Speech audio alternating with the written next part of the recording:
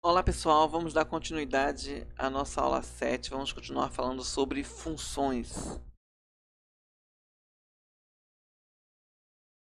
Vamos falar de função sobrejetura. Uma função f de a em b é sobrejetura se somente se, para todo y pertencente a b, existe um elemento x pertencente a tal que f de x é igual a y. Assim, f é sobrejetura se a imagem de f é igual a b, né? B é o contradomínio, certo? Então, eu tenho aqui um exemplo, né? Eu tenho o conjunto A, menos 2, 1, menos 2, menos 1, 1 e 3. E o conjunto B, 12, 3 e 27. Eu tenho aqui menos 2, está ligado com 12, menos 1 com 3, 1 com 3 e 3 com 27. Observe que o contradomínio é B e a imagem também é B. Então, ó, no exemplo, né, ao lado na figura, observe que a imagem de f é igual ao contradomínio de f. Então, toda vez que a imagem da função é igual ao contradomínio, eu digo que a minha função é uma função sobrejetura. Função injetura. Uma função f de a em b é injetora se somente se para quaisquer que sejam x1 e x2 de a. Se x1 diferente de x2, então f de x1 é diferente de f de x2. Então, repare que eu tenho vários x, x1, x2, x3, x4. Quatro valores aqui em A. Se eu tenho x1 diferente de x2, então o par deles não pode ser o mesmo, tá certo? Não pode repetir. Então, cada elemento de A tem apenas um em B e não podem ser elementos repetidos, tá certo? Por exemplo, esse ponto não pode, esse ponto está ligado a esse, o de cá não pode estar ligado ao mesmo, tem que estar ligado a outro. Então, se x1 é diferente de x2, então f de x1 também tem que ser diferente de f de x2, tá certo? Observe que aqui, ó, no conjunto B, no contradomínio, sobra um elemento aqui, ok? Mas ela não deixa de ser injetora por isso, tá certo? A função de a em b ao lado é injetora. Observe que a função g não é sobrejetora, pois a imagem de g é diferente do contradomínio de g, certo? Ok? Então aqui é uma função, beleza? Então, ela não é sobrejetora porque o contradomínio não é igual à imagem, beleza? Função bijetora. Uma função f de a em b é bijetora se somente se f é sobrejetora e injetora. Então, f de a em b é bijetora se somente se, para qualquer y de b, existe x de a tal que f de x igual a y. Então, repare, ó, eu tenho aqui, ó, se ela é bijetora, é porque ela é injetora e sobrejetora. Ou seja, olha, repare, o conjunto B tem os elementos 5, 6, 7 e 8. Então, não tem ninguém sobrando. Então, o contradomínio é igual a imagem. Então, ela é sobrejetora. Agora, para cada elemento de A, eu tenho apenas um de B. Vamos lá. Ó, 1 com 6, beleza. 2 com 7, beleza. 3 com 5, beleza. E 4 com 8, beleza. Então, a função f de A em B ao lado é bijetora. Observe que a função f é injetora e sobrejetora, certo? É muito importante esse conceito de função bijetora lá na frente, quando a gente for estudar em função inversa, tá certo? Função composta. Sejam as funções f de a em b e g de b em c, chama-se função composta de g e f a função h de a em c, em que a imagem de cada x é obtida pelo seguinte procedimento. Aplica-se a x a função f, obtendo-se f de x. Aplica-se a f de x a função g, obtendo-se g de f de x, certo? Indica-se h de x igual a g de f de x para todo x pertencente a A. G composta com f de x é igual a g de f de x, certo? Observe que quando for praticar, fazer exercício, vocês vão observar que é algo muito simples. Não tem muita complicação. Ok? Vamos entender melhor. Aqui eu tenho a primeira ilustração, certo? Eu tenho aqui minha função f de a em b, certo? Então, todo elemento que está aqui em A é x. E quem está aqui em B é f de x, certo? Aí eu vou ter outra função aqui de B em C. Observe que o contradomínio, né, de B, o contradomínio da função f, que é B, é igual ao domínio da função g. Ok? Então, quando eu faço g de B em C, então quem está aqui, ó, em C é g de quem está aqui. E quem está aqui? F de x. Então, ó, g de f de x vai dar aqui. Ou seja, se eu pular de A até C direto, eu vou ter g de f de x. Ok? Então, eu tenho um valor aqui. Aí ele vai corresponder com o valor aqui.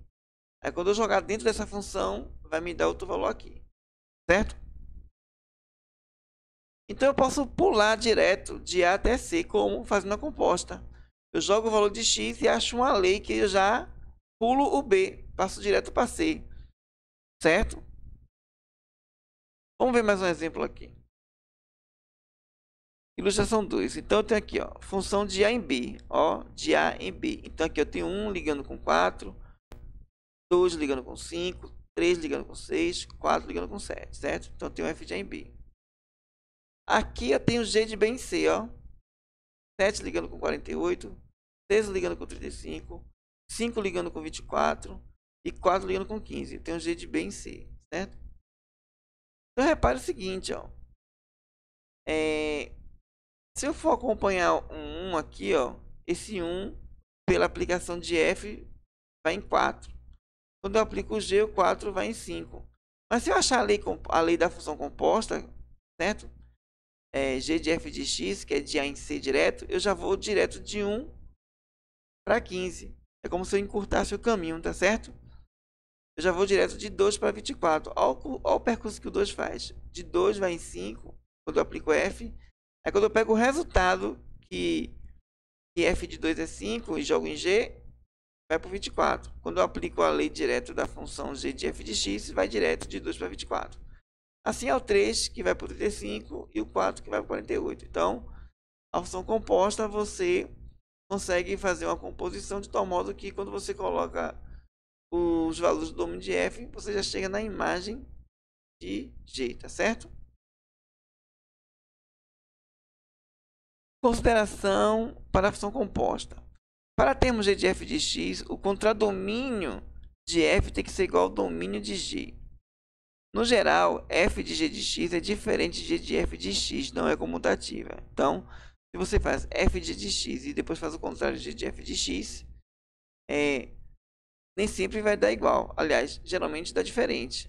Pode dar igual? Pode, mas você não pode dizer que ela é uma regra, tá certo? Ela não é comutativa, beleza?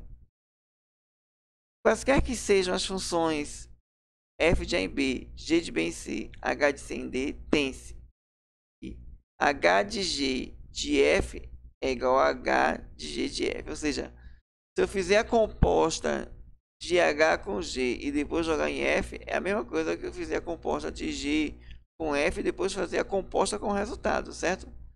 Ou seja, a composição de funções ela tem a propriedade associativa. Okay? Se você fizer três funções, H de G de F, você pode fazer primeiro H de G para depois fazer com F, como você pode fazer G com F e depois fazer H com esse resultado, tá certo? Exemplo. Sejam as funções reais f e g definidas por f de x igual a x ao quadrado menos x menos 2 e g de x igual a 1 menos 2x. Obtenha a lei que define g de f de x. Então, como é que faz isso? F de g de x, que o pessoal fala fog, né? Fog de x é igual a f de g de x, certo? Quem é f de g de x? Eu pego a lei de f e jogo g de x no lugar de x. Olha só, f não é x ao quadrado menos x menos 2? Se eu quero f de g de x, então onde aparece x aqui eu coloco g de x, ó. É o que eu fiz aqui, ó. F de g de x vai ser o quê? G de x ao quadrado, porque é x ao quadrado, menos g de x, porque aqui é menos x, menos 2. Isso é igual a quem? Quem é g de x? Eu substituo, né? 1 menos 2x ao quadrado, menos 1 menos 2x, menos 2. Faço na conta, né? Para o primeiro termo, menos 2 vezes b pelo segundo, menos 4x, mais o quadrado ao segundo, 4x ao quadrado, menos. Aí vai ficar menos 1 mais 2x menos 2. Isso aqui vai dar o quê? 4x ao quadrado menos 2x menos 2, tá certo? Então, a composta de f com g vai dar 4x ao quadrado menos 2x menos 2. Observe que é bem simples fazer essa conta, né? Praticar para poder ter facilidade quando for fazer a composição de funções, tá certo? Bom, função inversa. Teorema. Seja f de a em b. A relação f a menos 1 é uma função de b em a, se somente se f é bijetura.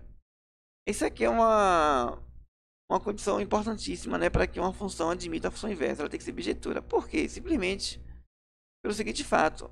Quando você faz f de a em b, você está ligando x1 com y1, x2 com y2, x3 com y3. Quando você faz a inversa, você vai inverter. Ou seja, em f, a é domínio e b é contradomínio. Certo? E a imagem. Em f a menos 1 vai inverter. O domínio passa a ser imagem e a imagem passa a ser domínio. Então ela vem daqui para lá. Então f a menos 1, o y1 é domínio. Então a minha imagem aqui no antigo domínio que é a imagem de f a menos 1. O y2 eu vou ligar com x1 e o y3 eu vou ligar com x3. Então se ela não for bijetora, quando eu fizer a volta, a inversa não será uma função. Imagine que ela é injetora, mas não é subjetora. Sobre um elemento aqui. Quando eu fizer a inversa, vai sobrar um elemento aqui e vai deixar de ser função. A mesma coisa se eu tiver 2x ligado com y aqui. Faz de conta que x1 e x2 está ligado aqui com y2. Quando eu fizer a inversa, eu vou ter o y ligado com dois elementos da imagem. Então deixa de ser função. Então, por isso que para que a função admita inversa, ela tem que ser bijetura, certo? Não adianta você ter uma função que não é bijetura e você vai lá e calcula, que nós vamos ver daqui a pouco, calcula a lei da inversa. Você calcula, mas aquela função não está definida, certo? Então, a primeira coisa é verificar se a função é bijetura, tá certo?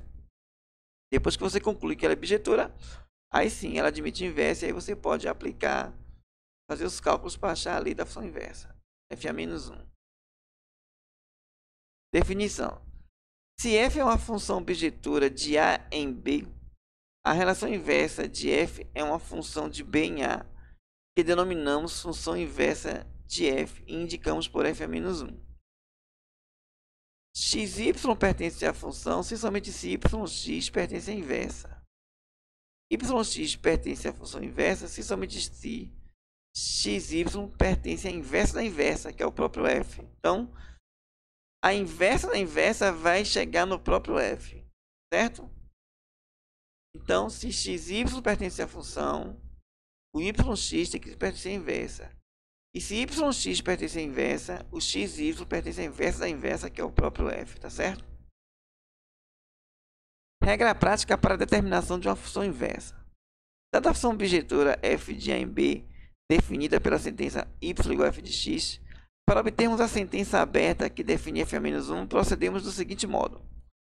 Na sentença y igual a f de x, fazemos uma mudança de variável trocando x por y e y por x, obtendo x igual a f de x. Transformamos algebricamente a expressão x igual a f de y, expressando y em função de x, para obtermos y igual a f a menos 1 de x. Então, assim, é uma regra bem prática. Você vai ter ali, né, y igual a uma função de x. Você vai trocar. No lugar de y, você coloca x, e no lugar do x, você coloca y e isola o y. Essa nova função que você vai achar é justamente a função inversa, tá certo? Exemplo. Determine a função inversa f de r em r tal que f de x é igual a 2x menos 5. Então, temos que f de x é igual a y. Logo, y é igual a 2x menos 5, certo? Então, trocando x por y e y por x, teremos. No lugar desse x, eu coloco... No lugar desse y aqui, eu coloco x. E no lugar desse x, eu coloco y. E vou isolar o y, né? 2y vai ser x menos 5, né? Passando 5 para lá. Y vai ser x mais 5 sobre 2. Então, f a menos 1 de x, né? É igual a x mais 5 sobre 2, tá certo? Bem prático.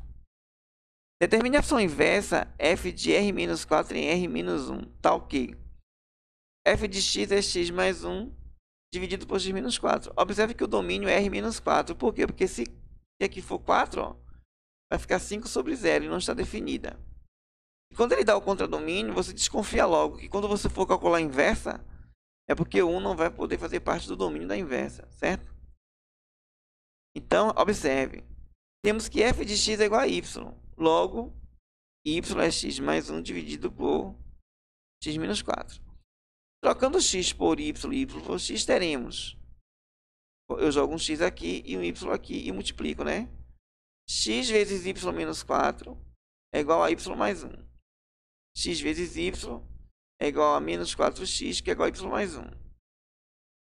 Então, eu tenho yx, eu pego esse y, jogo para lá, né? Yx menos y, e pego o 4x e jogo para cá, para o segundo membro. Então, yx menos y é igual a 4x mais 1. Aí eu vou isolar, vou botar o y em evidência. Então, vai ficar y, que multiplica x menos 1, é igual a 4x mais 1. Jogando o x menos 1 para baixo, para o denominador aqui, vai ficar y é 4x mais 1 dividido por x menos 1. Então, a função inversa f a menos 1 de x vai ser 4x mais 1 dividido por x menos 1. E observe que o domínio da inversa é r menos 1. Justamente a imagem de f, ó. Ok? Então, esse f a menos 1 vai ser uma função de r menos 1 e r menos 4. Então, exercitar para poder calcular com facilidade a lei da função inversa, tá certo? Teoremas importantes sobre função inversa. Os gráficos de f e f a menos 1 são simétricos em relação à bissetriz dos quadrantes ímpares no plano cartesiano. Então, a bissetriz é um segmento que divide um ângulo em duas partes iguais. Então, se eu tenho aqui 90 graus, a bissetriz, que é essa reta vermelha aqui, que é representada pela função y igual a x, é a bissetriz, tá certo? Então, se eu tenho uma função f aqui azul, tá vendo aqui? O gráfico dessa função azul, ele é simétrico em relação à inversa dela, em relação à bissetriz, certo? Então, aqui, ó, eu tenho f azul e a inversa de f, f a menos 1 em verde. Ele é simétrico em relação à bissetriz. O que é isso? Cada ponto da função tem a mesma distância até a bissetriz, tá certo? Eu vou ter outro... Então, cada ponto da função f a menos 1, eu vou ter um ponto aqui na função f, tal que a distância é a mesma, certo? O ponto de f até a bissetriz, a distância, é a mesma distância de um ponto de f a menos 1 até a bissetriz. Ou seja, isso acontece em toda a primeira bissetriz, né? Essa reta. Então, o gráfico de f e f a menos 1, ele é simétrico em relação à primeira bissetriz, tá certo? Ok? Isso aí é uma propriedade, sempre vai ser assim. Por exemplo, se você tem a lei de f, basta você pegar e traçar essa primeira bissetriz e pegar e fazer um outro gráfico simétrico. Você sabe que um vai ser inverso do outro, tá certo? Observando a questão da bijetividade, então, ok? A composta de funções inversas entre si, teorema. Seja f uma função bijetura de A em B. Se f a menos 1 é a função inversa de f, então f a menos 1 composta com f é identidade. E f composta com f a menos 1 é identidade, certo? Então, F a menos 1 composta com F, identidade em A, e F composta com F a menos 1, identidade em B. A inversa da composta. Teorema: se as funções f de A em B e g de B e C são bijetoras, então g composta com f a menos 1 é f a menos 1 composta com g a menos 1. A inversa da composta é a composta das inversas. Tá certo? É muito importante praticar os exercícios, resolver os exercícios, que aí você vai adquirir muita habilidade para resolver os problemas, tá certo? Se as funções f de A em B e g de B em C são bijetoras, então g composta com f a menos 1 é f a menos 1 composta com g a menos 1. Ok? Na verdade, eu estou repetindo aí o teorema, beleza? Pessoal, muito obrigado pela atenção. Esses slides eu tomei como referência o primeiro volume da coleção Fundamentos de Matemática Elementar. É um livro muito bom e vale a pena vocês darem uma pesquisada e resolverem os exercícios, tá certo? De Gelson Yeze. Beleza? Até a próxima aula.